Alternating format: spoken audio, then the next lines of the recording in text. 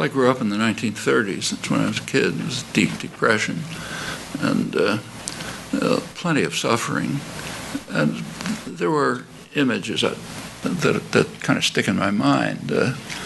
People coming to my parents were teachers, so we had some money, not rich, but got along. And in fact, the whole family of unemployed working class kind of converged around our house. We had at least something. But there were images of people coming to the door, trying to sell rags to try to get a piece of bread to survive. I remember riding with my mother on trolley cars, going past textile plants, this is Philadelphia, and watching women on strike being brutally beaten by security forces. My own extended family was mostly unemployed working class, and as I mentioned, very high culture. As the New Deal sort of began to have an impact, they were able to enjoy Shakespeare plays in the park, go to the Budapest String Quartet, to my unemployed seamstress aunts, who were members of the ILGWU, Ladies Garment Workers Union, could get a couple of weeks in the countryside at a solidarity camp. That was life. A lot of it was Communist Party.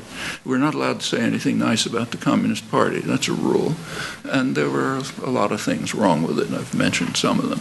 But there were things that were right about it. Like one was that it overcame the amnesia that Nathan talked about. It was always there. People remembered. Somebody remembered how to turn the mimeograph machine or organize a demonstration. And you went from a civil rights demonstration to a labor organizing to something else. They had crazy international ideas, but that was kind of in the back of their minds. It wasn't what was really going on. The destruction of the Communist Party was quite important. Killed off the radical, continuing element that kept a lot of the left traditions going. The reasons. It was in the Cold War framework. That was all there. As far as the anarchists were concerned, the place I learned about that was by reading.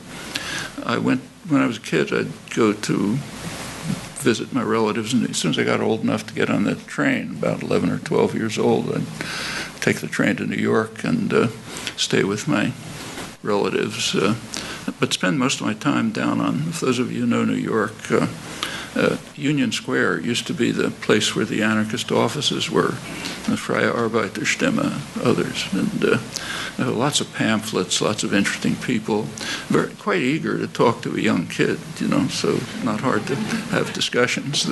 And down below Union Square on 4th Avenue, not today, but then there were rows of small bookstores, a lot of them run by European emigres, many of them Spanish refugees, Spanish anarchist refugees, who were also quite eager to talk and had lots of pamphlets and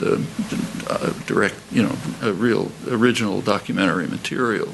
Actually, when I wrote about this 20 years later, I used mostly documentary material I had picked up as a young teenager. It wasn't available. A lot of it's available now. It wasn't then. And that was a pretty inspiring picture, I felt.